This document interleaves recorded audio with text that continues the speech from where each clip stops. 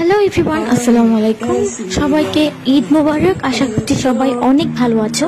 আমি অনেক দিন পর আবার একটি নতুন ভিডিও নিয়ে চলে এসেছি। আজকে তোমাদের সাথে আমি শেয়ার করব আমার ঈদ ডে মেকআপ। তার আগে তোমরা অবশ্যই আমাকে কমেন্ট সেকশনে জানাতে ভুলবে না যে তোমাদের ঈদ ডে কেমন কেটেছে। তো চলো ভিডিওটা স্টার্ট করি। তো এটা ছিল একটা ঈদ মর্নিং। আজকে আমরা গল্প ভিডিওটা স্টার্ট করছি। তো আজকে আমরা গল্পে মেকআপটা কমপ্লিট করব। এবার ঈদে যখন আমি আমার শহরে এসেছিলাম তখন আমি আমার সব মেকআপ ঢাকা ফেলে রেখে এসেছিলাম, কারণ আমার কিছু টাকা হারিয়ে গিয়েছিল এবং সেটা খোঁজার দায়িত্ব দিয়েছিলাম আমি আমার ছোট ভাইকে।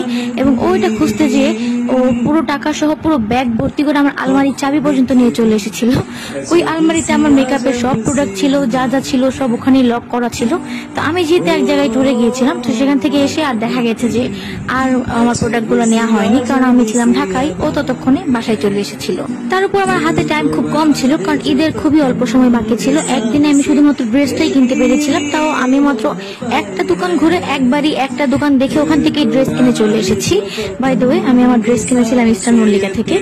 তো ওখান থেকে ড্রেস কেনার পর আমার কাছে আর এত এনার্জি ছিল না রোজার মধ্যে যে আমি সারাদিন ট্যুর করে আসার পর ওখান থেকে আবার মার্কেটে গিয়ে জামা কেনার পর মেকআপ কেনার মতো কোনো ইচ্ছাও আমার ছিল না, কারণ অলরেডি আমার ভ্যানিটিতে যথেষ্ট মেকআপ আছে। আমি একা মানুষের জন্য এনাফ ইজ এনাফ। তাই আমি ভেবেছি যে বিশেষ কিছু কিনবো না। তো এখানে আসার পর জাস্ট আমার একটা বিবি ক্রিম ছিল, ওইটা আমার ব্যাগে সবসময় থাকে। প্লাস আমি একটা মাস্কারা কিনেছিলাম, একটা আইলাইনার কিনেছিলাম, একটা লিপস্টিক কিনেছিলাম, আর কিনেছিলাম এক জোড়া ভীষণ সুন্দর ঝুমকা, যেটা আমি পরের দিন যে একটা দোকান ঘুরে সে এক দোকান থেকে কিনেছি, কারণ অনেক ঘুরতে আমার ভীষণ কষ্ট লাগে। তো আমার কাছে মনে হয় যে বেশি ঘুরলে বেশি দেখলে হয়তো বা পছন্দ নষ্ট হয়ে যায়। তাই আমি সবসময় চেষ্টা করি একটু জলদি করে যে জিনিসপত্র কিনে ফেলার।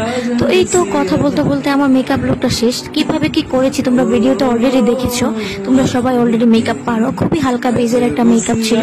তো সেখানে যে আমি আর খুব একটা বর্ণনা দিলাম না, কারণ এক টাইপের একঘেয়েমি মেকআপ ভিডিওর বর্ণনা দিতে দিতে সবাই অনেক বোর হয়ে যায়। আমি অনেক বোর হয়ে যাচ্ছিলাম, তাই ভাবলাম এই ঈদটা তোমাদের সাথে গল্পেই কাটাই।